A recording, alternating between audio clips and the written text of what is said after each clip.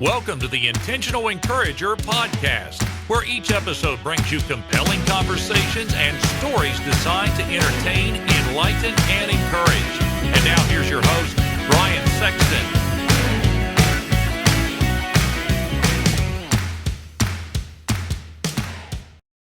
And welcome into the Intentional Encourager podcast. I'm your host, Brian Sexton. Thank you for joining us again today.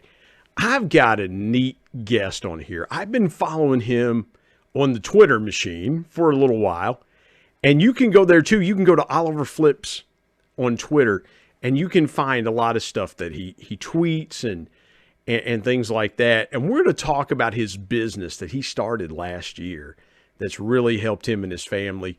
But I wanted to really dive into his story. And again, it's an honor to have with me today Joseph Oliver on the Intentional Encourager podcast. Hey, Joseph, what's good? How you doing? Hey, I'm good. Thanks for having me. Glad to be here. Oh, man. I've been looking forward to this for a while because I've been following your content. Let's start here. And we'll kind of interweave because the last 18 to 20 months, you've had a radical shift in your family, in things that you've done. And those of you that follow Joseph on Twitter, well, he's talked a little bit about his story, and that's what really drew me to have him on the podcast.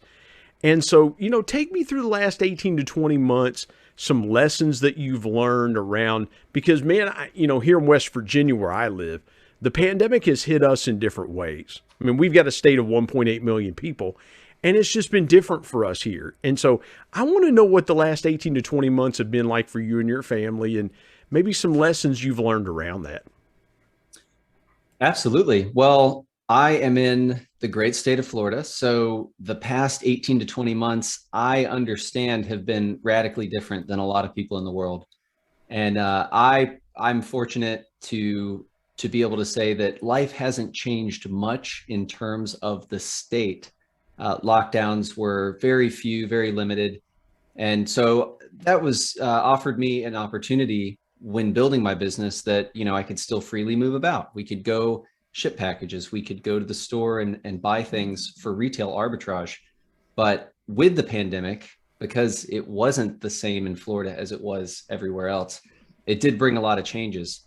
And one of those was just the economic uncertainty around the first signs of the coronavirus in the United States and the first flatten the curve type lockdowns that occurred and the extension of those lockdowns.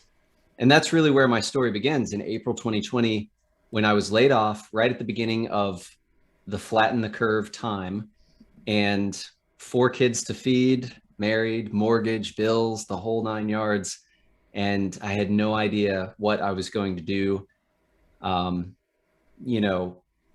Who gets laid off in the middle of a global pandemic? Well, I'm sure that a lot of people did, but it's not like you can reference the life manual of, what to do in case of a global pandemic and you get fired with a bunch of kids. Like, let me find that section in the world right. experience. I mean, that's just common knowledge, isn't it? Yeah, of course. Yeah. So, the main lessons I've learned now that I look back on the whole period are keep your optimism up, and no matter how bad it gets, there's just nothing really beneficial about being down in the dumps. I love to think negatively, but only when it comes to problem solving. And, I like to think about, what bad could happen in the future, and then prepare for that, but not worry about it. So, keeping an optimistic problem solving attitude is forefront. And when it comes to thinking negatively, one lesson I learned, and a big mistake, was putting all my eggs in one basket with my employer. I had a pretty demanding corporate 9-to-5 job that I got laid off from. And I gave a lot to my company, but when it was time to let me go, there was no severance, there was no warning. They had to do what was best for the company. And so even being my own boss now and having several successful sources of income, I would never go back to just one.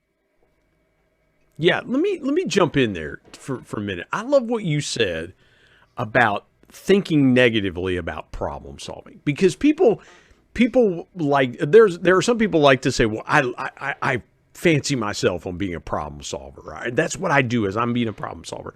I love where you spin that about thinking negatively about problem solving.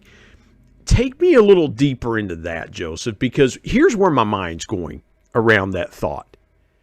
Is the negativity that I see around problem solving is I want to flush out every negative scenario and run that through my mind so that I can find the ways to either vet that out or poke holes in it or blast holes in that thinking.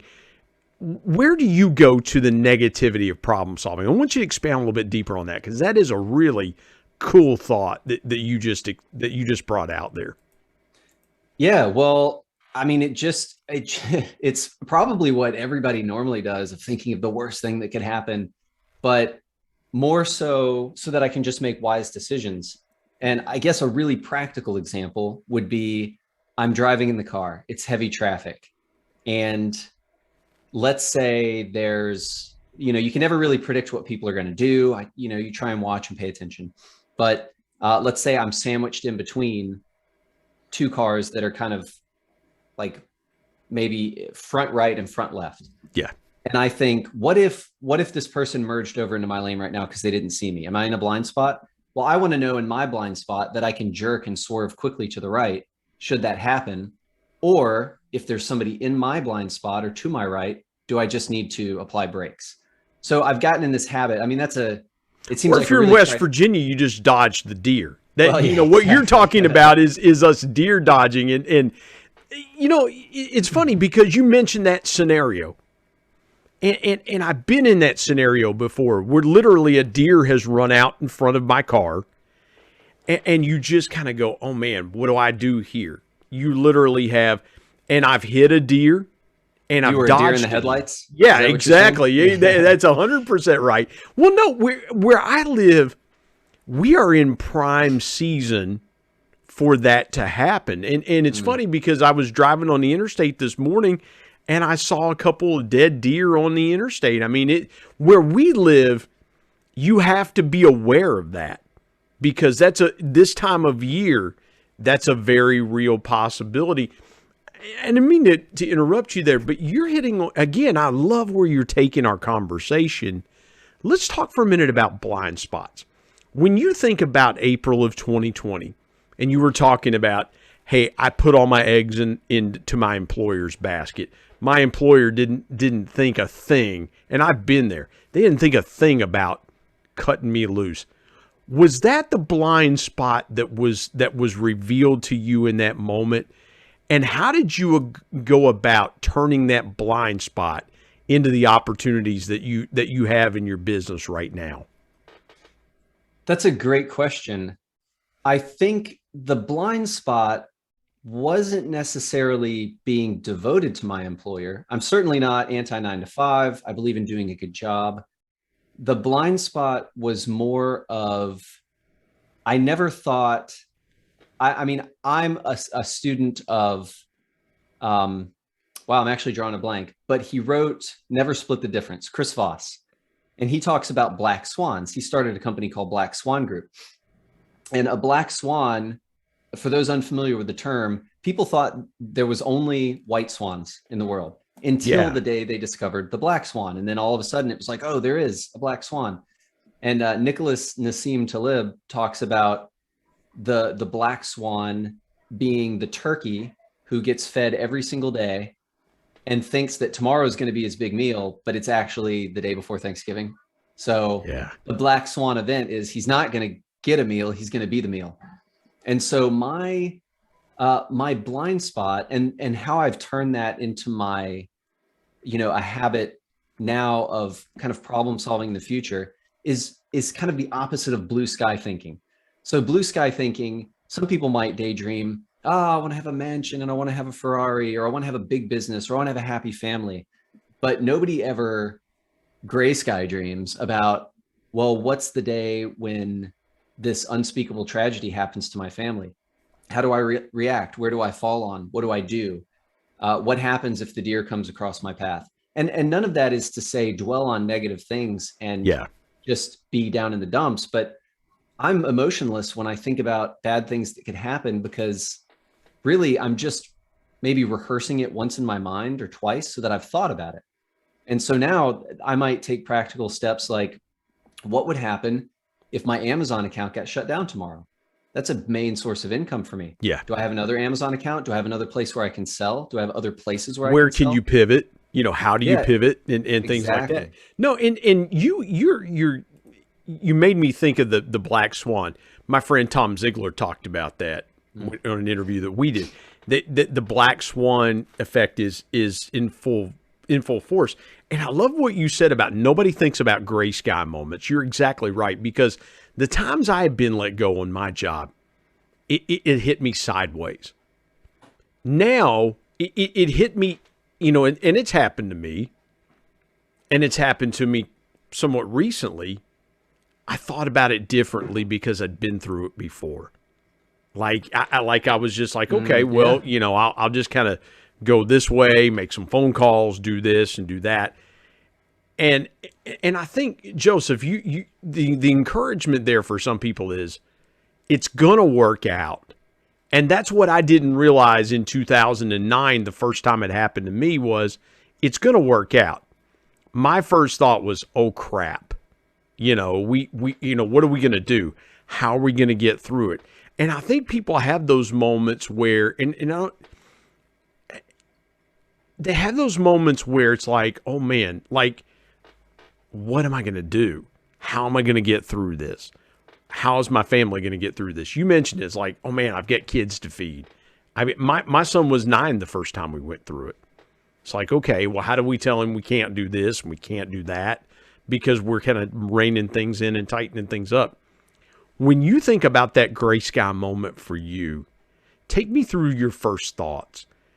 Were you kind of feeling the panic, or were you like, okay, maybe God's trying to tell me something. Maybe God's trying to shift me in a different direction. If you don't care, take me through that gray sky moment for you and your family.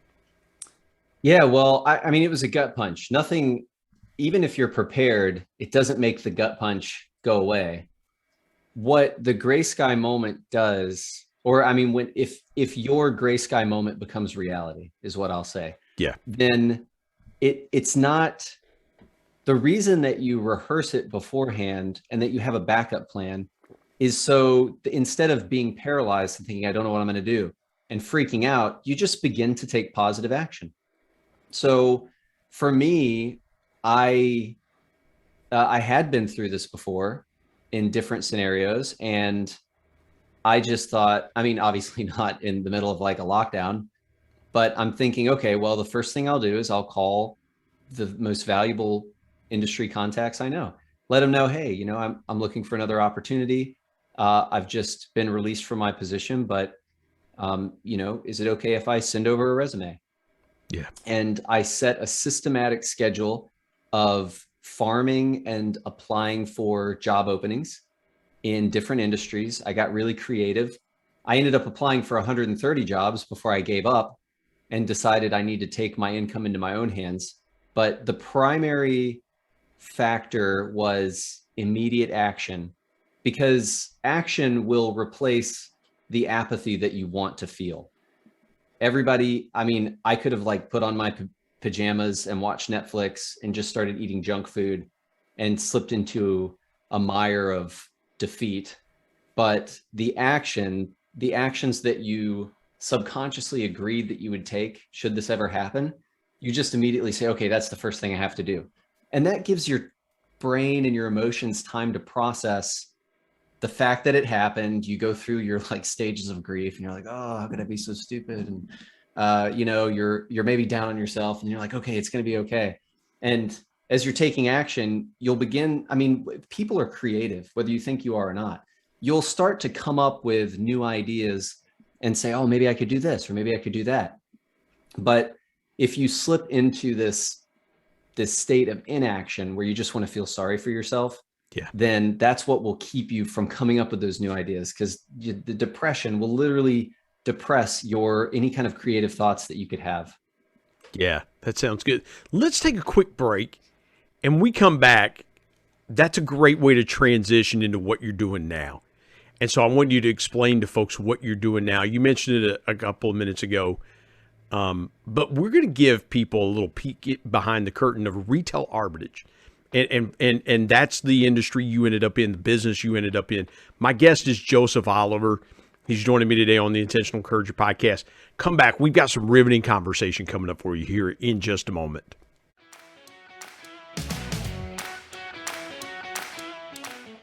Hey everybody, Brian Sexton here. I want to tell you about our sponsor, SEO National. SEO stands for Search Engine Optimization. Now, what's that, you might say? Well, search engine optimization helps you show up higher on search engines in front of paying customers for words that you as a business owner can monetize. What a great concept. SEO National is owned by my good buddy Damon Burton, who's been a guest here on the Intentional Encourager podcast. Not only has Damon and his team worked with businesses of all sizes, from e-commerce startups to NBA teams and Shark Tank featured businesses, but more importantly, Damon and his team are about transparency, trust, and providing lifetime value. So much so that he still has his first customers after opening SEO National 14 years ago. Let me give you some intentional encouragement and call Damon and his team today at 855-736-6285 or go to www.seonational.com and get a free quote.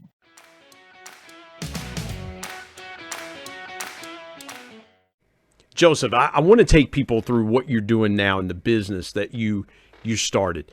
So you mentioned April, before we went to the break, you mentioned April of 2020 was that moment. How did you land in the business that you're in, that you've done very successfully, I might add, for the last year, 18 months or so? How did you land there instead of, because you mentioned you sent out 120, 130 resumes to different companies before deciding to pivot and go the other way. So how did that pivot actually occur? Yeah, well, I sent out 130 job resumes. I maybe had 2 or 3 interviews, 0 offers. And the industry that I was previously in was the automotive industry. Well, there was a lot of uncertainty in the automotive industry because people were at their house. They weren't driving. There's problems in China. I mean, I was in the sensor manufacturing industry, and everything, all hiring basically froze. And I tried other industries, and it was really hard to make a lateral move because people just don't like uncertainty. Yeah. Well, when I didn't get a severance when I got fired, but I had a small savings account for, I guess, when you consider I'm not going to work and I've got a family to support, I had about $9,000 or $10,000, which is small when you think about it, like it's going to be gone in 2 months or 3 months. So as I was applying for jobs and I just see my savings whittling away, and I think, when it's gone, what am I going to do? Live on credit cards? I can't do that. And, you know, that's just going to create this huge hole that I don't want to dig out of one day when all this turns around, which could be who knows how long. So yeah. I said, okay, I've got some money left. I've got to do something. And I was already on Twitter. I was already lurking on some of the popular Twitter money type accounts, Chris Johnson. The first thing that I did was I took a little bit of the money, which felt like a lot at the time. Maybe it was 40 or 50 bucks, but I bought a phone flipping course by somebody that's in Chris Johnson's circle. It was the Phone Flipping Academy. And I thought, okay, well, they're going to teach me how to buy and flip cell phones locally. And it was pretty good. I mean, I might make, $100 or $200 a flip, but in the panhandle of Florida, it's not a metro area. There's not a ton of people. It's all spread out. And the few $100s I was making a week, it just wasn't cutting it. And I thought, I got to jump in here. Yeah, sure. You mentioned the 40 or 50 bucks. And I'm putting myself in that moment, because when you're out of work, 40 or 50 bucks feels like $4,000 or $5,000. I mean, it feels like a ton of money. And I can remember here about 5 or 6 years ago, I was out of work for an extended period of time.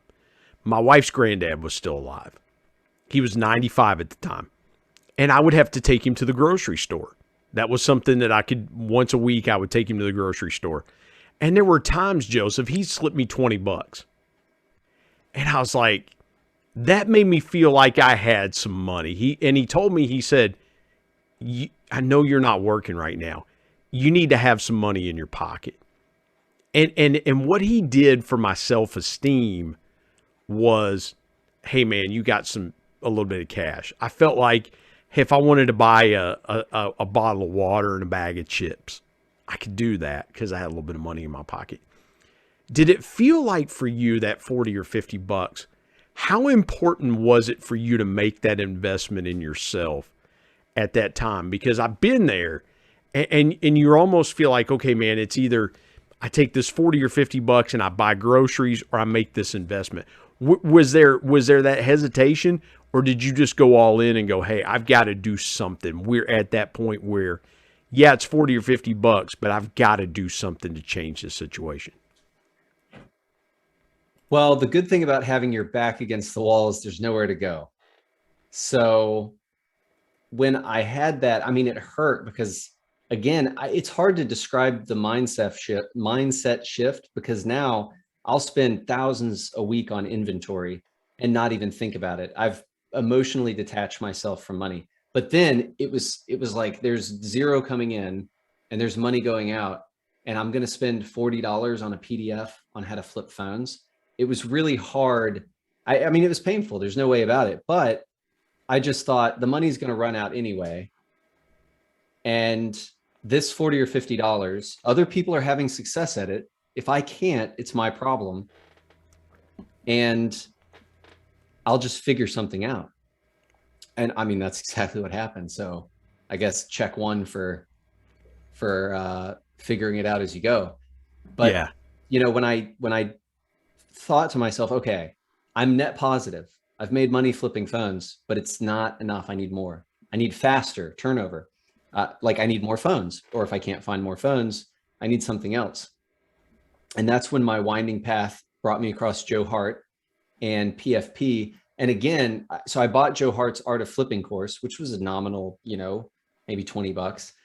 But then when it came to joining his group, PFP, that's 50 bucks a month. So then there's another mental block there. And I remember hesitating maybe for a day. And I thought, am I really going to spend a $50 a month, add a $50 a month cost? But again, I thought, well, these people, they're buying from Walmart and Target, they're selling, they're making profit. This is, if I do that at volume, this could be really big. This could be a good opportunity. And I've already been in a business in the automotive industry. I own my own automotive company. It was a multi-million-dollar company. I started it from zero. I started from scratch. And it looked like the same thing to me. All I'm doing is accumulating inventory, getting orders, bringing in cash flow, getting more inventory so I can get more orders. And I thought these are the same business, but instead of buying from China and having sensors air freighted over here and selling them to wholesalers, I'm buying from Walmart and I'm selling it on eBay to end consumers. And it was the same cycle. I saw it in my mind. It just is an identical picture. And they say the rest is history. I mean, I applied my exact business model that already worked in the automotive company to flipping. And in 12 months, I did around 350,000 in sales. And now that's just on Amazon. So I've done almost $500,000 in total. But this is when it gets fun, because this is when new challenges and new scale starts to become a reality. And you mentioned Joe Hart. I had Joe on the Intentional Courage podcast. You can go back and listen to that episode with Joe. His lifelong friend, Justin Martin, we had an episode with Justin. And, what I remember most about what Joe told me, and it's exactly the same thing, Joseph, that you're saying. You mentioned the good thing about having your back against the wall. And Joe was in that same situation. Joe's back was against the wall. He had a situation where he had an employer that said, hey, it's just not working out. And he's like, what am I going to do? And I want you to speak to those people out there, because maybe it's a small business owner that has put their life savings into something and the pandemic is crushing it for some reason. Or it's somebody out there that goes, man, I've got a job that I really don't like. I feel like my back's against the wall. What would you say to that person that's kind of silently, as we're having this conversation, saying, man, Joseph, I feel like my back's against the wall? Well, let me maybe make an analogy. When the stock market crashes, there are people that make millions. And when the stock market goes up, there are people that make millions every single day. So what that tells me about, I mean, I think this is true for life. I think it's very true in America, which is a great great country filled with opportunity. When times are bad, there are ways out. And when times are good, there are ways out. It's not, I think the problem more often lies in our thinking than it does in our circumstances. You know, when the economy, so take the auto parts business that I was in. When the economy is bad, people are not buying new cars as much and they're fixing their old cars, which means they need to buy more old car parts. Yep. And then when the economy's good, people are, you know, selling their used cars to buy new cars, and the people that buy the used cars need to buy auto parts to replace the parts that are bad. So yeah, and let me jump in there. I know that business because I used to sell starters and alternators and component parts to rebuilders who years ago, instead of going to Napa and things like that, they would go to the local rebuilder in town and get their starter rebuilt, or they get the alternator rebuilt, things like that. And we did it not on, you know, we the company that my dad and I worked for, we did new and rebuilt parts. So we would do both. We would get the small motor starters from China and things like that. We did motorcycle starters. We did all kinds of stuff. So I know that business. And here's where I'm going with that. We've got a guy 2 miles up the road from us that rebuilds wrecked automobiles, and we bought two cars from him.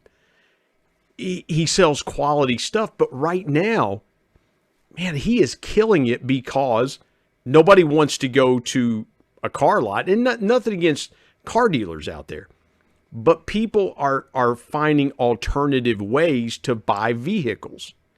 And so the guy that we know up the road from us is just, he is busier than he can handle because people are finding alternative ways to do things. When you started looking at the alternative ways that you could make money, did it surprise you when you got deeper into Joe's groups and things like that and the resources that he has? Did it surprise you? Because you said a moment ago, it's like, hey, I've done this once before. This feels a lot like what I did before. Did you feel excited? How did you feel when you got in touch with Joe, got some of his resources, and you started digging deeper into retail arbitrage? Oh, it was just time to get to work. I said, hey, okay, found it. Time to put my nose to the grindstone. And just, I mean, business at its core is very simple. Amazon was built on the things that people always want: low prices, fast shipping. And the more customers that are satisfied with fast shipping, the more will buy from Amazon. The lower they can make their prices, the more they'll buy from Amazon. It's what is sometimes referred to as a flywheel. And I found a flywheel. Find a profitable item at Walmart, go to 7 Walmarts, buy all of them, sell them online, repeat. Let's talk, hey, Joseph. Let's talk about that for a minute, man. So now you're getting into my old wheelhouse with the flywheel, and you know the automobile industry, so you kind of know where I'm going here. You know, it used to be when, and I mentioned this in my book, People Buy From People. It used to be that when a starter engaged with the flywheel, it was a smashing thing, especially in heavy trucks. It was just a constant pounding, and the flywheel just took a lot of pounding because that was the way the starter was designed. It was designed just to crash into the flywheel, and wherever the teeth landed to engage, that's what happened. And then in the heavy truck industry that I came from, we had something called soft start, where that starter drive and the teeth of it would slip into engagement, and it wouldn't tear up the flywheel and things like that. When you think about the flywheel in your business in retail arbitrage, how important is it for, and let's say folks are out there and they're going, man, I've heard about this. but I'm not really sure how it works. Is it more of slipping into engagement in the flywheel, or do you just have to kind of bang into it and take your chances? I hope I'm asking that question right, because you said flywheel, and I'm just having flashbacks to my days selling starters and alternators and talking and doing technical demonstrations about the starter and the flywheel. Am I hitting that concept correctly? Tell folks how that flywheel, how you look at the flywheel of business around retail arbitrage. Well, I think the truth is it can be either one. I had to smash into it because I had all my regular bills to pay, very little startup capital, and I had to somehow be able to keep the business going while also paying my bills and not creating any kind of unreasonable debt scenario. So, I mean, for me, it was 0 to 200 and no other options, because, once the cash flow is going, then you can explore other things. But the flywheel, it runs your economic engine. And that is that we live in a world where money is the currency, and money is a store of value. Even in our economic times, people still use money, and that's how you pay the electric bill. That's how you buy food. So for anyone with a 9 to 5 who, it's reasonable to devote a few hours a week to slipping into it.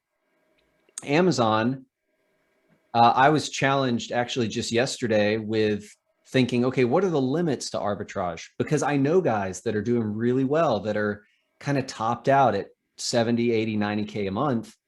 And somebody really challenged me, and we've had a lot of conversations since then. He's going to hit 10 million this year in sales on Amazon, only doing arbitrage. And he's only about 2 years in.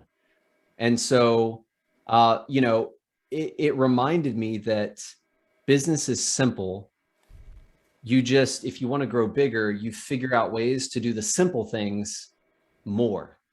So you hire people, you outsource your labor, you outsource the things that are constrained by time to other people at a cheaper cost than what you can get back.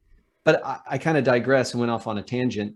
If you're someone who's comfortable, but you want to diversify your income, you want to own your income, maybe you want to be a business owner one day, you slip in, you learn the nuances, because even though business is simple, there's a lot of details that surround it. You just can't get caught up in those. In its core, it's really simple. You buy something and you sell it for more, and you keep the profits, and you make sure your expenses are covered, and that there's a net profit that makes it worth your time. And really, once you start exploring the different ways that people are out there making money, it changes your mind forever. And there's no going back from that. Going to work, I'm not anti 9 to 5. I loved most of my 9 to 5s, despite the fact that it never really worked out. And a lot of people do, but it's a different world. It's not 1950s and, put on your suit and then put on your coveralls and work for the same company for 40 years. Obviously, things are happening that nobody can predict. And I would say everyone should have a little hustle that brings in a little extra income that could be scaled if your gray sky comes true. Man, that's so good. I got to ask you one more question, and we'll take another break and get into your story. If you could jump back to April of 2020, it's November 2021 that we're at now. So literally 19 months. If you could go back and you could sit down and have a cup of coffee with you in April of 2020, what's the one thing you'd tell yourself? Take losses faster. Wow. Expound on that a little bit, because I think that's that's really profound, Joseph, because I don't know that people, we don't like losing. People, you root for a sports team. I used to do this, and I promise you, we'll get to a break, but I want to go here for just a minute and just pull a more conversation there. I'm a diehard Cincinnati Bengals fan. I'm used to losing, okay? I mean, we've been, my team's been terrible for 30 years. They haven't run a playoff game in 30 years. I used to take losses really hard.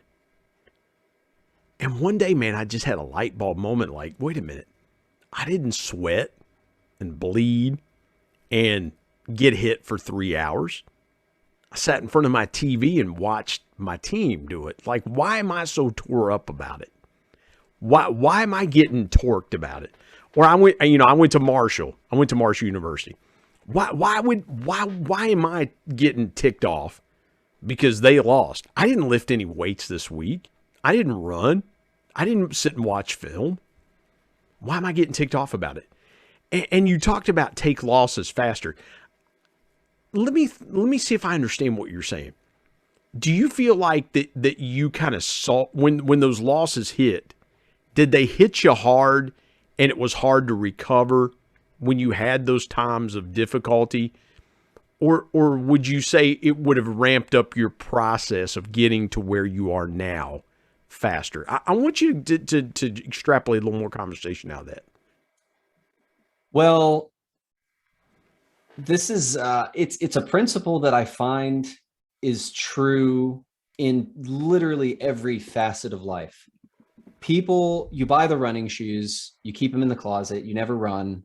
You can't throw them away because it becomes a sunk cost. And you're like, oh, if I throw them away, I've given up, but you're never going to go run. And it's maybe that's not the best example, but if you're trading options in the market, people say, oh, I've lost half. I should hold on to it and hope it comes back, or I should double down. No, I mean, most of the time you should probably just take the loss and get half your money back. And or sell those shoes to Joseph and he'll turn around and resell them to someone else. Flip the shoes, get some money back. I mean, when in arbitrage, not every single product is going to be a profitable winner. Yeah. Some are going to lose, some are going to break even. And just again, as is true in every area of life, people stay in terrible relationships or they ignore warning signs because they've invested something. And it makes you, when you get your emotions wrapped up in that, you really lose the logic. I mean, today, I try and be a good steward over my money, but I'm completely emotionless about it. If I have to spend money on it, if I need a tire, if I need to get more new tires, I feel zero pain paying for new tires. If I have to hire somebody or buy inventory, or if I put, a nice amount of money in savings or in investments, and I think, oh, well, I made a bunch of money today. Zero emotion. I don't really celebrate it. I celebrate my successes that mean I'm growing as a person.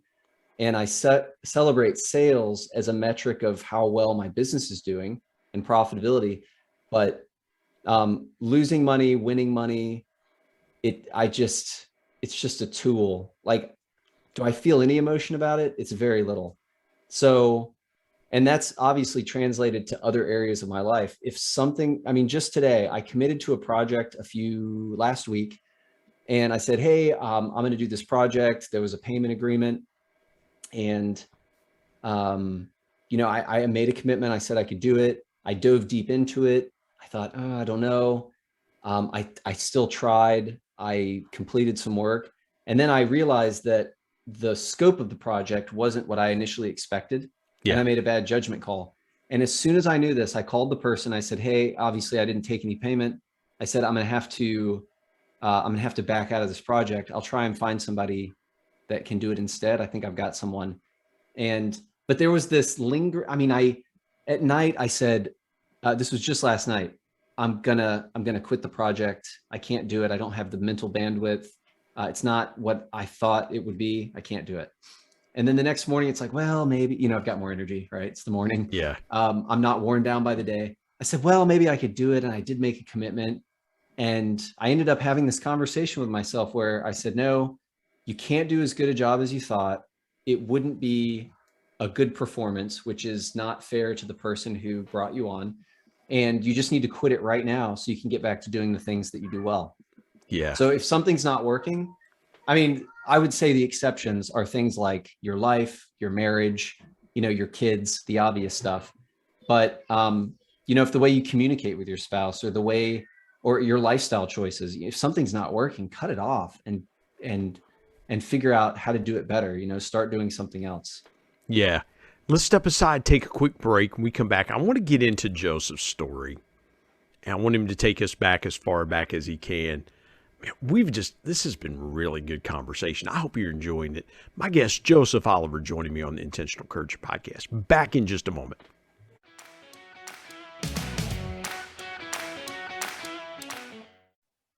Hey everybody, Brian Sexton. Want to tell you about my new book, People Buy From People.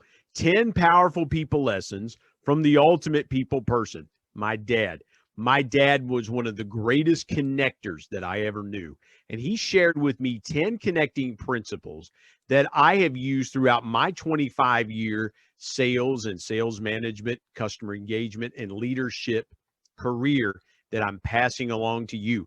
If you want to be a stronger, deeper, and more powerful connector, you've got to pick up a copy of People Buy From People. There are concepts in there that you may not realize help make you a power connector. You can go to Amazon and pick it up, Kindle if you're an e-reader and you like to do it that way, or now available on Audible. And there's one other way you can get a copy of People Buy From People. You can get one from me and I'll sign it for you. You go to intentionalmediaandpublishing@gmail.com and send me an email, and I'll share with you the link on how you can get a signed copy. You can buy a signed copy directly from me. Again, People Buy From People. If you want to connect like never before, pick up your copy today of People Buy From People. And now let's get back to more great conversation here on the Intentional Encourager podcast.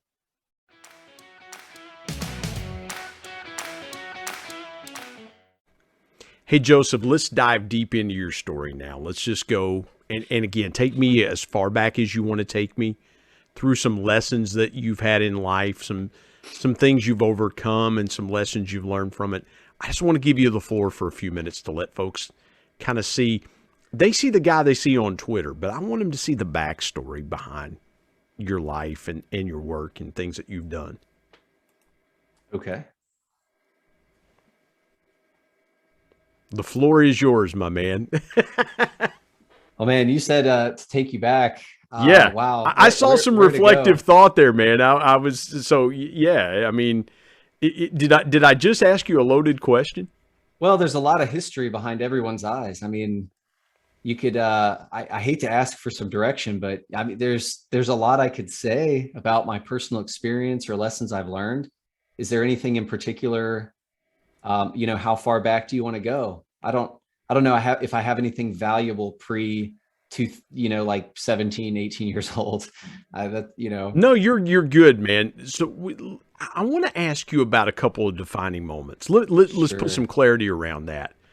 Maybe a couple of defining moments. And here's where I'm going with that. I had someone on my podcast that talked about in their situation, how they had an abuse at 12 or 13, and it just kind of set them in motion for about the next 20 years or so.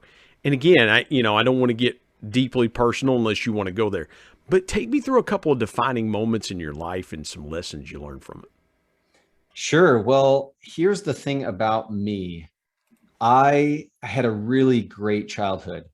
And in a way, I'm very blessed. I was not abused. I was always comfortable. My dad had like a high middle class government job, and they always chose we weren't wealthy, but we always chose nice suburbs and good schools, good public schools, which in my opinion, public school was kind of my downfall, because with my comfortable childhood came I'm curious. I've always been curious. I've always been, what's the right word? Not ambitious, egregious, maybe.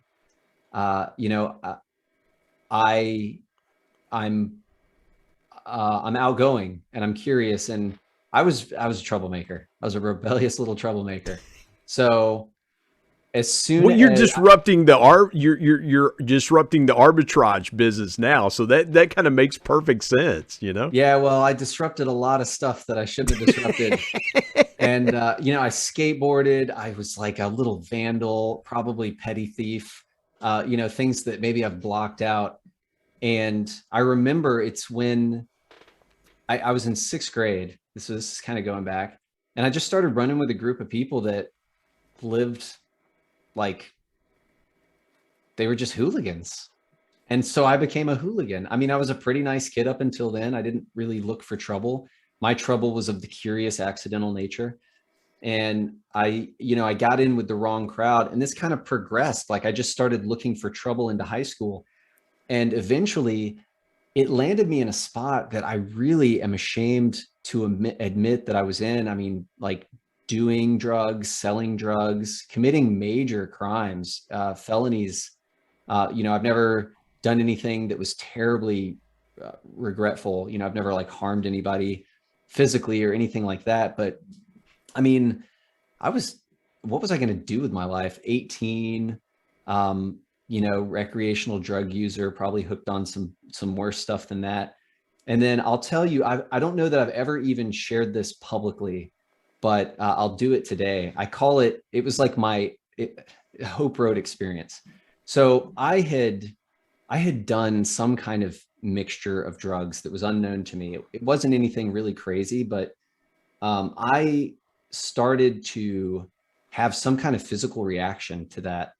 And long story short, I was driving in my car. I was having this reaction. I literally thought I was going to die. I mean, I remember the moment when I thought I was like, I couldn't breathe. I was taking my last breaths. And as somebody who was raised in a conservative Christian household, my literal, I'm driving down the road. I'm remembering thinking, I can't breathe. I'm going to die, and I'm going to go to hell because I've just lived this wayward, terrible life. Mm-hmm. And well, the good news is I didn't die. But after that, I really took some time to think about, what am I doing and what's important in life?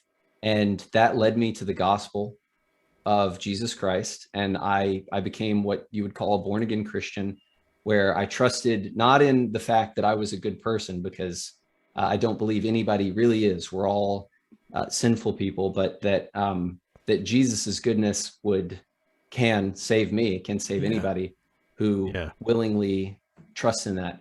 And so that's the most pivotal moment in my entire life that, I was like reformed, if you will. I never touched drugs again. I never like knowingly committed a crime. I mean, I maybe rolled through a stop sign or something. I don't know, but I was no longer a troublemaker. I was just somebody who was going to live life and do whatever I was supposed to do. And that involved a really interesting and adventurous life where I played music professionally in beach clubs all across the Florida coast. And I ended up going up to Seattle and creating kind of a new market in emerging like wine bars, where I would play, more like soft rock type music on my acoustic guitar and sing. And I worked for Google, actually programming their maps. I worked on a contract team that designed Google Maps. And so I lived this adventurous life, and I ended up returning to the Florida Panhandle, where I am now. And, I just felt like I was too far away from my family, all the way up in Seattle. And I came back home. I was in a coffee shop one day that I like to frequent, get an espresso. And this young lady walked in, and, something like 10, 11 months later, we were married, started having a bunch of kids. And the story picks up where I start going through this kind of searching for what I'm supposed to be doing as a vocation. And that's kind of where we were just a couple segments ago. So I think I've taken you full circle. Cool. Well, and Joseph, what I was thinking as you were talking about that, the Bible says, if any man be in Christ, he's a new creature. The old things are passed away. Behold, all things become new. And I imagine as you were talking, I imagine two things. One, being the parent of a 21-year-old son and thinking to myself, if that were my son and I got that phone call that something bad had happened, it would just rock my world. But then thinking about myself as a teenager and growing up in a Christian home and thinking to myself, what if that were me? What if I had gotten messed up in things I shouldn't have gotten messed up in? And thinking, And I can sense in that moment, I could see you going, oh man, is this it? Is this the way it ends for me prematurely? And how good God is, and how he could see so far down the road and says, no, Joseph, this isn't it for you. You know, I'm going to step in and I'm going to change you and make this right. Now you're a parent. Do you find yourself thinking, do you find yourself really getting in that protect mode and going, I've got to tell my kid, you know, avoid this, don't do this, you know, all four of your kids. And your kids are probably, you probably have one that's a teenager, I'm sure, with kind of doing the math in my head here, but my oldest is 8. Your oldest is 8. Forget that. You're going to have teenagers soon enough. This is why I have gray in my beard, because I've been through those high school years and I'm into the college years. I've got to ask you this. If you could go back, I asked you if you could go back a year ago. But if you could go back to however long that was, and you saw teenage Joseph in a coffee shop, or you saw him wherever, what do you think you would say to him if you could interact with that young man and just spend 5 minutes talking to him at that point in time in your life?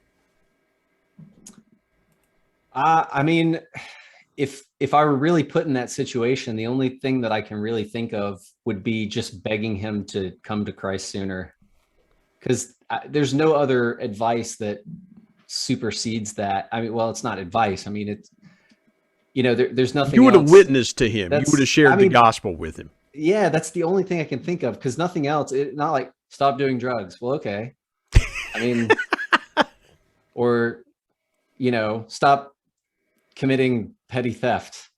It's, what would that have even meant? That reminds me of when I was a teenager, because when I was a teenager in the 80s, you know, Nancy Reagan, you know, they had this now famous campaign, Just Say No. Oh, just say no. Yeah. Yeah. I mean, you know, like, you know, just like seeing a commercial, if there was a teenage kid or something doing drugs and he sees Nancy Reagan and goes, that's going to make me stop doing drugs. You're absolutely right. This is bad. I should just say no.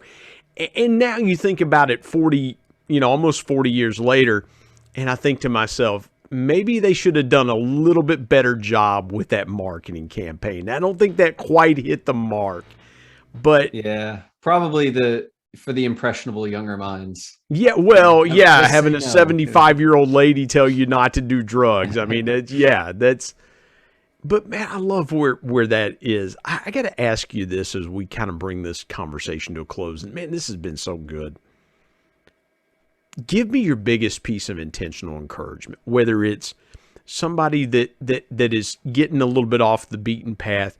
Maybe it's somebody that's listening to us that maybe is saying, I'm doing some things I probably shouldn't be doing right now. I'm dabbling in some things that are drifting me off course. Or somebody that needs that encouragement to, maybe they're thinking to themselves, man, I want to grow my income. I want to diversify. We've covered a lot of ground. But do you have one piece of intentional encouragement that you'd share with folks? I'm thinking of a sentence. It's probably like more of a trifecta. But keep it simple, stay optimistic, and figure it out. Man, I love that. Please repeat that if you don't mind. I want to give that some resonance. Keep it simple, stay optimistic, and figure it out. Man, I love that.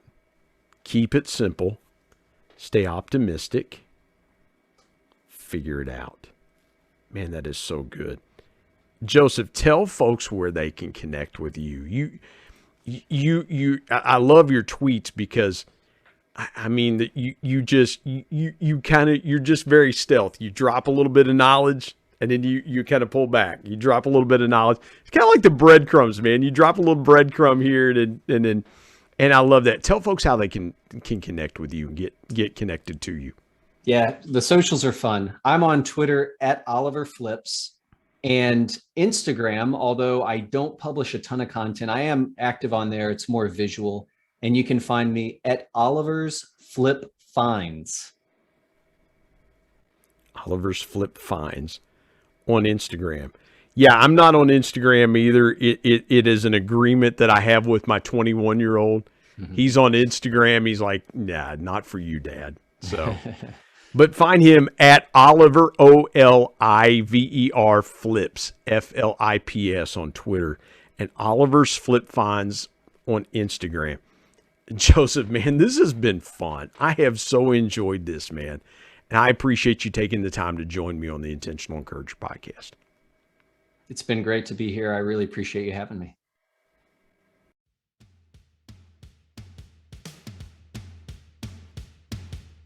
My thanks as always to producer Bryce Sexton and technical advisor Matt Means. And of course, the ultimate thanks goes to the Lord Jesus Christ, who provides intentional encouragement every day through his word. If you're not subscribed to the Intentional Encourager podcast, hit the subscribe button wherever you get podcasts so you don't miss an exciting episode where you can get encouraged and stay encouraged. And remember, anyone, anywhere, at any time, any place can be an intentional encourager.